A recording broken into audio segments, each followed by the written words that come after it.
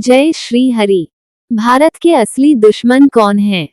एक ज्योतिषीय रहस्योद्घाटन। मित्रों, भारत एक ऐसा राष्ट्र है जिसकी आत्मा वेदों से जागी और जिसकी चेतना आज भी हर सूर्य नमस्कार में गूंजती है। लेकिन आज एक प्रश्न हमें अंदर से झकझोरता है। भारत का असली दुश्मन कौन है? क्या वे जो सीमा पार रहते हैं, या वे जो हमारे ही बीच रहकर भारत को भीतर से खोखला कर रहे हैं? आज हम इस विषय को ज्योतिषीय दृष्टि से समझेंगे और जानेंगे कि ऐसे लोग किस मानसिकता से ग्रसित होते हैं और उनकी कुंडली में क्या संकेत दिखाई देते हैं। बाहरी नहीं, भीतरी खतरा बड़ा होता है। जब भी हम दुश्मन शब्द सुनते हैं तो हमारी सोच अक्सर सीमा पार चली जाती है।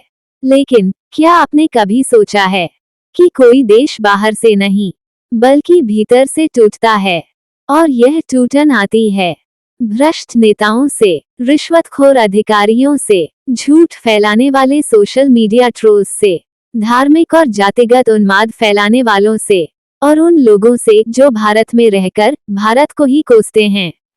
ये सब हैं भारत के अदृश्य दुश्मन। ज्योतिषीय दृष्टि कुंडली में कैसे दिखते हैं ऐसे लोग? अब आइए जानते हैं इनकी कुंडली हमें क्या बताती है। तीसरा भाव, साहस और विचार। तीसरा भाव हमारे विचार, साहस और बोलने की शैली को दर्शाता है। यदि इसमें राहु बैठा हो या राहु केतु की दृष्टि हो तो जातक चालाक, धोखेबाज और छल करने वाला हो सकता है। षष्ठ भाव, शत्रु और षड्यंत्र। षष्ठ भाव शत्रुओं और संघर्षों का होता है। यदि इसमें केतु, शनि या अन्य पाप ग्रह प्रभाव डालें तो व्यक्ति गुप्त षड्यंत्रों में संलग्न रहता है और कई बार राष्ट्र विरोधी कार्यों में भाग लेता है। द्वादश भाव, गुप्त गतिविधियां और देशद्रोह। द्वादश भाव विदेश, खर्च और जेल का भी प्रतीक है। यदि इसमें शनि, राहु, मंगल जैसे ग्रह मिल जाएं, तो व्यक्ति राष्ट्र के प्रति असंवेदनशील और देश के लिए घातक सिद्ध हो सकता है। सावधानी, हर कुंडली वाला दोषी नहीं होता। मित्रों, ऐसे योगों वाले सभी लोग दुश्मन नहीं होते। लेकिन अगर चरित्र दूषित हो, विचार संकीर्ण हो, पारिवारिक संस्कार गिरे हुए हों, तो ऐसा व्यक्ति देश के लिए जहर बन सकता है। हम क्या करें? समाधान ज्योतिष से। देश की रक्षा सिर्फ सेना नहीं करती, बल्कि हम नागरिक भी सैनिक हैं, राष्ट्र रक्षा के सैनिक। कुछ उपाय करें। प्रतिदिन सूर्य को जल चढ़ाएं, इससे आत्मबल और राष्ट्र प्रेम जागृत होता है। चंद्रमा की शांति करें ताकि मन शांत और विवेकपूर्ण रहे। गुरु बृहस्पति को मजबूत करें, जिससे सही और गलत की पहचान हो। और सबसे जरूरी, अपने बच्चों को संस्कार दें। यही भारत के सच्चे रक्षक बनेंगे। कालपुरुष कुंडली के अनुसार तीसरा, षष्ठ और द्वादश भाव क्रमशः पड़ोसी, शत्रु और गुप्त शत्रु से जुड़े होते हैं। यदि इनमें राहु, केतु, शनि या मंगल जैसे ग्रह दूषित अवस्था में हों, तो व्यक्ति भीतर ही भीतर विघटनकारी सोच रखता है। ग्रहों की महादशा का प्रभाव।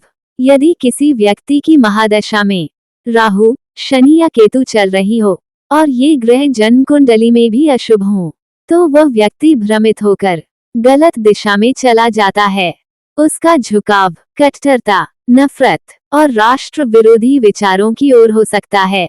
चंद्रमा की भूमिका, मन का भटकाव। यदि चंद्रमा नीच का हो या शत्रु राशि में स्थित हो और बृहस्पति भी कमजोर हो, तो व्यक्ति का विवेक भ्रष्ट हो जाता है।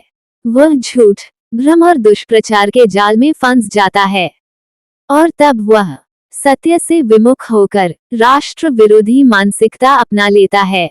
निष्कर्ष, असली युद्ध विचारों का है। मित्रों, भारत के असली दुश्मन वे नहीं जो बंदूक उठाते हैं, बल्कि वे हैं जो नफरत बोते हैं, लालच फैलाते हैं और भारत को भीतर से तोड़ना चाहते हैं। ज्योतिष हमें केवल भविष्य नहीं बताता, बल्कि हमें सही दिशा में चलने की प्रेरणा देता है। सच्ची देशभक्ति क्या है? देशभक्ति सिर्फ झंडा लहराना नहीं है, बल्कि देश की आत्मा को बचाना है।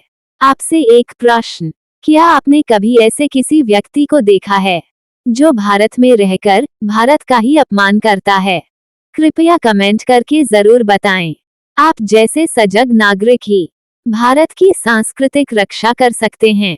अंतिम संदेश, युद्ध तलवार से नहीं, विचारों से जीते जाते हैं। और जो भारत को भीतर से तोड़ना चाहता है, उसका पहला हथियार होता है झूठ।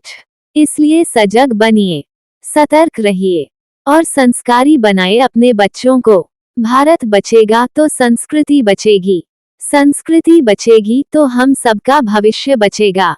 जय श्री हरि।